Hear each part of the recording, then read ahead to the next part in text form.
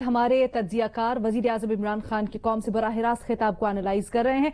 मज़र अब्बास साहब, ब्रेक पे जाने से पहले भट्टी साहब कह रहे थे कि नाम लेना चाहिए, चाहे वो गलती से हुआ हो या फिर दानिस्ता तौर पर कोई सियासी हिकमत अमली के जरिए नाम वजीर आज़म की जबान से फिसल गया या लिया उन्होंने, लेकिन लेना चाहिए ऐसे लोगों का नाम, ऐसे मुल्कों का नाम जिन्होंने मुदाखलत की। आप समझते हैं भट्टी साहब की बात ठीक है? देखिए अलीना, बड़ा अच्छा होता कि आज वजीर आजम पार्लियामेंट से खिताब करते हैं। पार्लियामेंट में उनके बकौल वो किरदार भी मौजूद थे जिनकी तरफ वो इशारा कर रहे थे, जिनकी तरफ वो ये कह रहे थे कि हाँ ये साजिश हुई और ये साजिश अदम एतमाद की तहरीक के हवाले से। वहां कुछ इत्तेहादी भी मौजूद थे, वहां बहुत से पार्लियामेंटेरियंस ऐसे मौजूद थे जो हो सकता था कि वजीर आजम की तकरीर से मुतासर होते।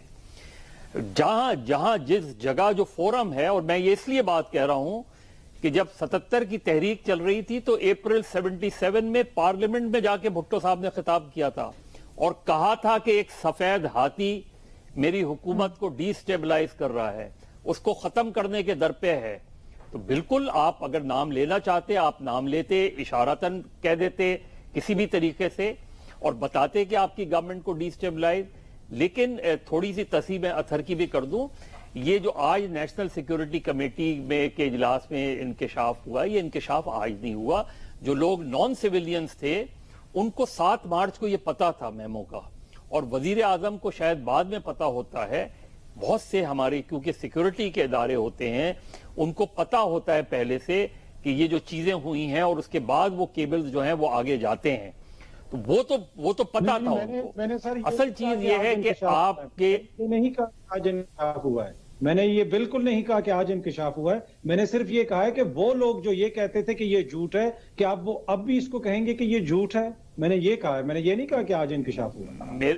मेरे भाई मैं तो वो कह रहा हूं कि उनको पहले से पता होता है। दूसरी बात ये कि जो लोग, कोई ये नहीं कह रहा था कि ऐसा लेटर नहीं है, कोई ये नहीं कह रहा था कि ऐसा डॉक्यूमेंट नहीं है। सिर्फ बात यह है कि ये मेमो जो होते हैं, ये मैंने अगेन आपको मैं वो किताब भी रेफर कर दूंगा जिस किताब का नाम सीक्रेट डॉक्यूमेंट्स है, और वो तेहरान में अमेरिकी एम्बेसी से जो पाकिस्तानी पेपर्स हैं वो पढ़िएगा। लेकिन मैं कह रहा हूं कि आपने फैसला करना है ना, आपने फैसला करना है कि हमारे ताल्लुकात, और ये हम 12 फैसले करते रहे हैं। अमेरिका और पाकिस्तान के ताल्लुकात आज से नहीं, 60 की दिहाई से ऐसे ही रहे हैं। हॉट एंड कोल्ड रिलेशनशिप हमारी अमेरिका के साथ हमेशा रही है। हम इमदाद भी लेते रहे हैं और हम गुस्सा भी करते रहे हैं।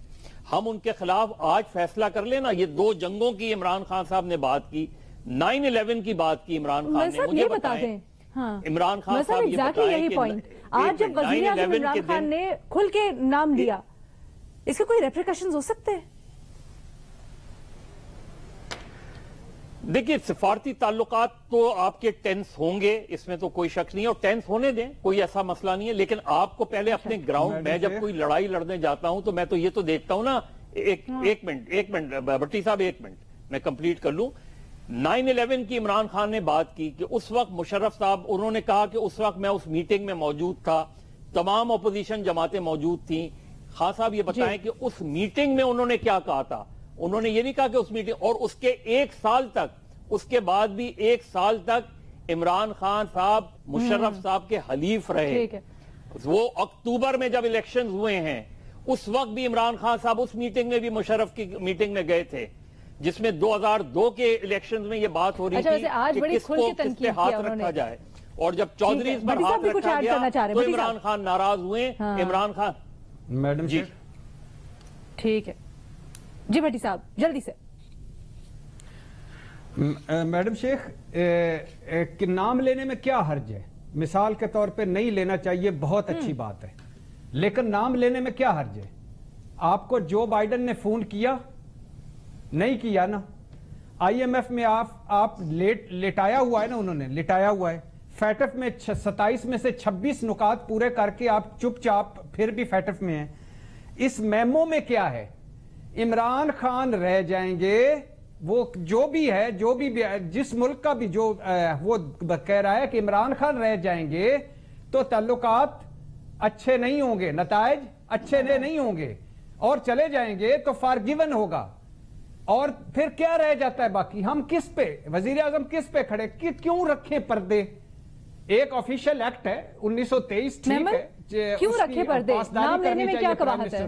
لیکن پردے کیا رکھیں جب وہ ہماری عدم اعتماد میں گھسے ہوئے ہیں؟ بھٹی صاحب مظہر بھائی صرف 2 جملے، نہیں صرف 2 جملے.